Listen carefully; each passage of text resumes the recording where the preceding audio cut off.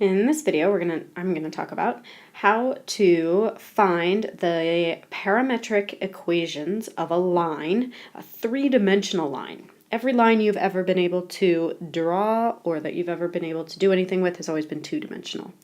This one will be three-dimensional line, and we'll talk about how to find the equation of a plane. And this required dot and cross product, so that's why I kind of waited up until now. So let's talk about the equation of a three-dimensional line. Now, in general, these are parametric equations, and so you need two things. You are going to need a point. So you need a point P, and let's call that point, let's say that the numbers are x naught, y naught, and z naught for that point. And then the other thing that you're going to need is a parallel vector. So this is a vector that is parallel to the line. So in some way you need to dig through the information of the problem and figure out how to find a vector that is parallel to that line. And let's say that that vector is the vector A, B, C. So the way that this works, remember that parametric equations are an x equals a y equals, this is three-dimensional, so we're going to have a z equals. And the first thing that goes into all of these components is the point, x naught, y naught, and z naught. Then we are going to add to that the parallel vector, a, b, c, multiplied by t. So it's only the a, b, and the c that are multiplied by t. The x naught is a number that is out in front. And then don't forget about the bounds. All right, so let's see. I guess I also want to make one other note here. So if you have a line segment, so if it's not an infinite line, if it's only a line segment, from, let's say, x naught, y naught, z naught, to another point, x1, y1, z1, you should use the point, use your start point, use the start point, and then for the vector, you want to use the vector that is the end minus the start. So the vector from the start point to the end point. So x1 minus x naught, y1 minus y naught, z1 minus z naught. Remember, we can create a vector from two different points by subtracting the start from the end. So you want to use those, and then your bounds will always go from 0 to 1. I'm going to do an example so we can see how exactly this works. But if it's an infinite line, the bounds are infinite. If it's a segment, we can say the bounds are from 0 to 1, but we have to use these specific values. All right, so let's do some examples. We're going to find the equation of the line. And we'll do a couple different examples here. So let's do the line that, so first example, that passes through the point negative 2, 7, 9 in the direction of a vector negative 7i plus 5k. Okay, so I like that bracket notation. I'm just going to right away take that ijk notation. So negative 7 is the I. There's no j, so that's going to be 0. And then 5 will be the k. Okay, so the equation of a line. These are parametric equations. X equals Y equals Z equals. I use the point, and I'm just going to write that down first. Then I'm going to add to that the vector, -7, 0, 5, and multiply that by t. So our parametric equations of this line are -2 minus 7t, y equals 7, and z equals 9 plus 5t.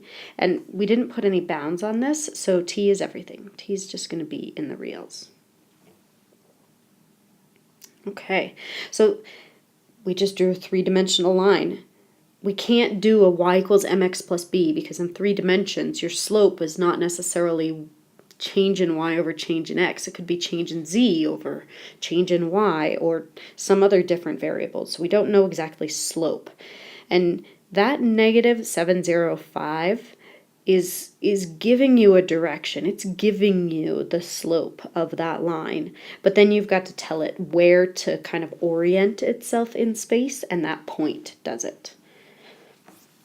All right, let's find the equation of the line from the point 4, 1, 1 to the point 0, -3, 8. All right, so I'm going to use that 4, 1, 1 as my point, and then in order to do these equations, I need a vector. And so for the vector, I am going to use the end one minus the start. I'm going to use end minus start. So for the x component, I would get 0 minus 4. The y component is -3 minus 1, so that's also -4. And then the z component is 8 minus 1, so that would be 7. All right, the parametric equations of a line. I've got x equals y equals z equals, I put the point in there first, plus, actually I'm not going to put a plus because I can see that those components are negative. So I'd have for the x one a -4t, for the y one it's also -4, multiply that by t, and the z one 7. And the bounds on this one, it is a line segment. It only starts at a point and ends at a point. We'll go from 0 to 1. Here's the check. If I plug in t equals 0, this should give me my start point. So if I plug in t equals 0, x is equal to 4 minus 4 times 0, and that's 4. Y is equal to 1 minus 4 times 0, and that's 1. And z is equal to 1 plus 7 times 0, which is 1. That gives me my start point, 4, 1, 1. If I plug in t equals 1, I better get my end point out of that. So if I plug in t equals 1, we better get 0, -3, 8. Let's check it. So if I plug in 1, I get 4 minus 4. That's 0. I get into the y, 1 minus 4. That's -3. And in the z, I'm plugging in 1. 7 times 1 is 7, plus 1 is 8. Check and check. I got my start point when I plugged in 0. I got my end point when I plugged in 1. So every time you have a line segment, you can say that your bounds are 0 to 1 if you use the start point, and if for your vector you use end minus start. You can use other vectors, you can use other points, but your bounds would have to change. You couldn't use 0 to 1 anymore.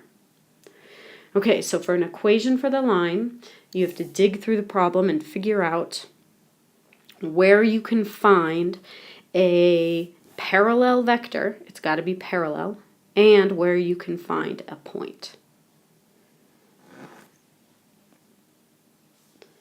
All right, so next, let's look at, we're going to look at how to find equations of planes. Now, in the last, maybe not the last video, a couple of videos ago, we drew a plane three-dimensionally, and I kind of gave you this general equation of a plane. AX plus BY plus CZ is equal to D. Now, for the equation of the plane, we need two things. So the first thing that we need is a point on the plane. Now, a point on the plane, let's call that point x naught, y naught, z naught again. This sort of orients where the plane is. And then we need where in space it is, kind of in what direction in space. And in order to do this, we need a perpendicular vector. And let's call that perpendicular vector A, B, C. So the equation of the plane, the A, the B, and the C are what is out in front of X, Y, and Z. That D on the other side is found by taking, it's found by taking ABC times, or the dot product of ABC with the vector x naught, y naught, z naught.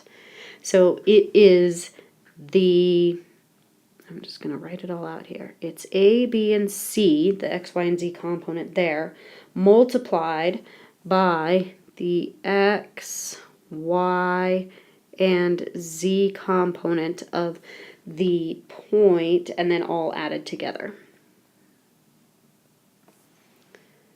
And this is equal to the dot product of ABC with, so it's a dot product, with x naught, y naught, z naught. And so there is our equation of a plane. And the hard part can be finding this perpendicular vector. And don't forget that a cross product can give us a perpendicular vector. All right, so let's do a couple different examples. So we are going to find the equation of the plane.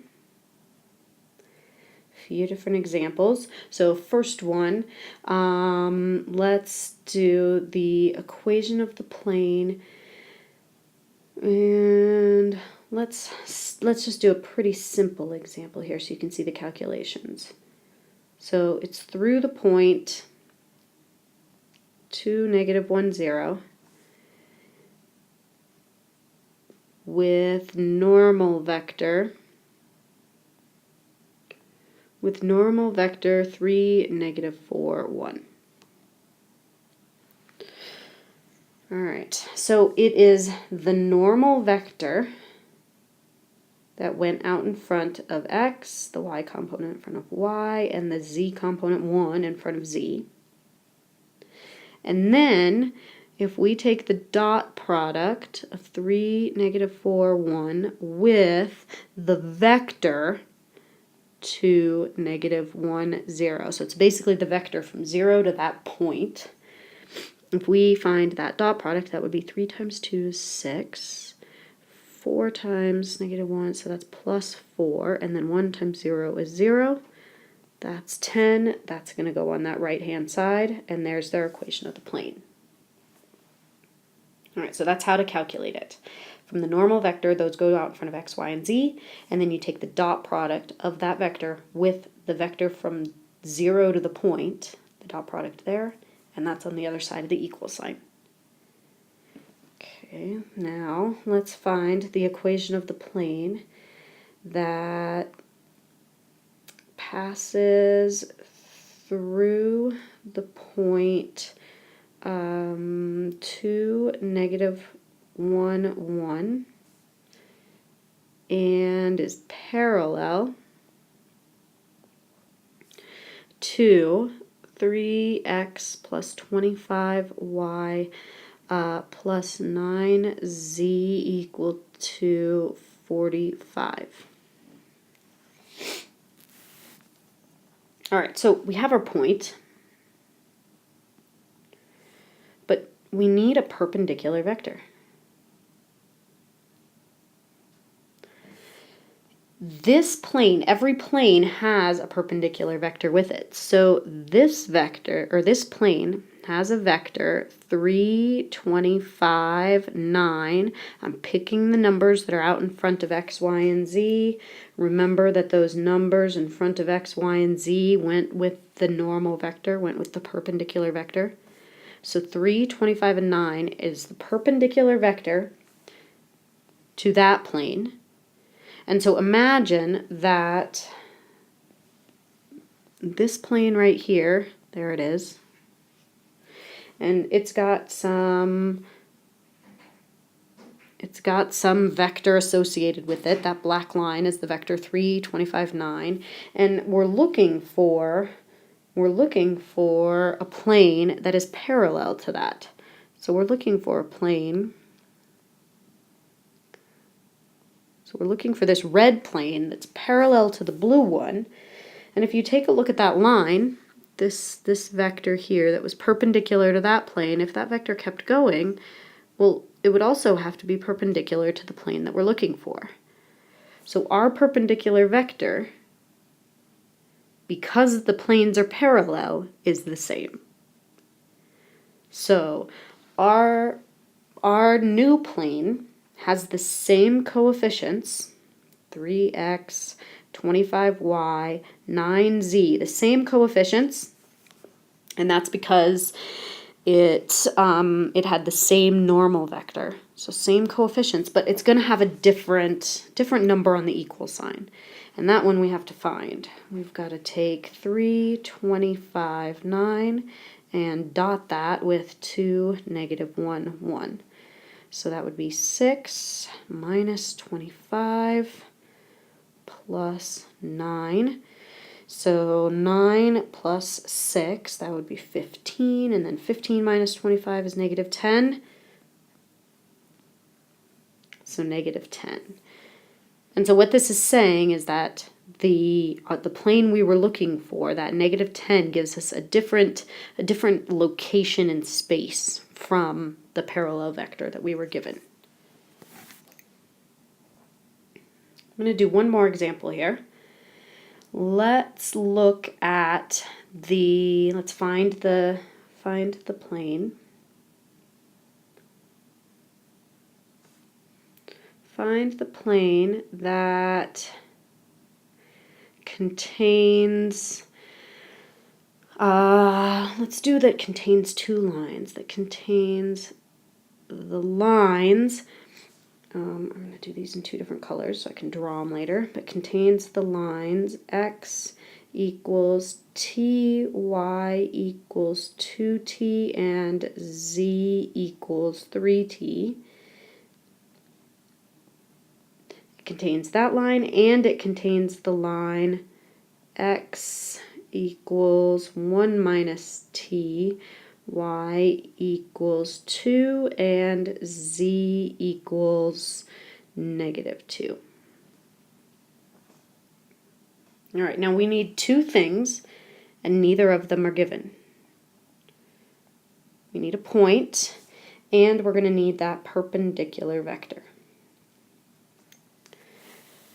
Okay, for the point, so our plane that we're looking for, I don't know, here's a random plane, has these two lines on it. So, I don't know, there's one line. It's on that piece of paper, and then it's got this other one. Who knows where it is? Maybe it just goes that direction. But both of those lines are on that plane. And so to find a point that's on the plane, if I find a point that's on that line, that green line, or if I find a point that's on the blue line, either one of those will work and will give me a point on the plane. So I'm just going to say, let's let t equal 1, and I'll use this first line. So I'm going to use the blue line, and so that would give me a point 1, 2, 3. I could pick any value of t, and I could have picked either one of those equations there to come up with an x, y, and a z. So there are infinitely many points. Obviously, it's a plane. It's got infinitely many points. We could pick any of them. Okay, so now that parallel vector. Now what you need to remember is a very important fact that V cross W is perpendicular to V and to W. So if we cross the green line, the green vector, if we find a vector there, and the purple or the blue vector, we would get a vector that would be perpendicular to both of those. So it's perpendicular to that green one, and it's perpendicular to that blue line. Right? And that will be our perpendicular vector. All right, so, but I need vectors. Now remember that lines have parallel vectors associated with them. So with the green line, there's a parallel vector associated with it, and I can get that vector from the numbers out in front of t. -1 is the one out in front of the x component. There's no t in the y component, and there is no t in the did I mean to do that? Do you know what? I meant to put a t right there. So that is a -2 out in front of the t on the z component. The blue line also has a parallel vector associated with it. It's 1, 2, 3. It's the numbers out in front of the t component. And what I'm going to do now is take a cross product of these two vectors, and it's going to give me my vector that's perpendicular to the plane. It's that orange vector that it's going to spit out. But I have to do a cross product of the vectors. Let's use black here. I want to do a cross product, so I, j, k, of the vectors, -1, 0, -2, and 1, 2, 3. All right, so now with the cross product, I'm going to write this in bracket notation right away. I know I'm finding the I component first by taking 0 times 3 and then subtracting 2 times -2. So that's 0 minus a -4. So that's +4. Now I write a negative because I try to remember that j is negative. And I'm going to take -1 times 3 and then subtract -2 times 1, and that's too many negatives. I'm going to write this one out. So minus -3 minus -2. And then for the k component, I'll have -1 times -1 times 2. That's -2 times 0. So my perpendicular vector to this plane is going to be 4. -3 plus 2 is -1. Times a negative is 1. -2. All right, so I get the vector 4, 1, -2. Okay, so now I can piece it together. The equation of the plane, the vector goes out in front of the x, the y, and the z. And then on the other side, I've got to find a dot product of that vector, 4, 1, -2, and the vector that goes with the point. Which point were we going to use? 1, 2, 3. And so that gives us, let's see, 4 plus 2 minus 6. 2 times -3. Yep. Okay, so it gives us 0. And there's the equation of the plane. All right, so lots involved in this problem. You really have to remember that lines have parallel vectors, planes have perpendicular vectors, and then remember how all of those are associated with each other. So you can kind of search through this information to get a point that's on the plane, and then search through the information to figure out a vector that is perpendicular to the plane.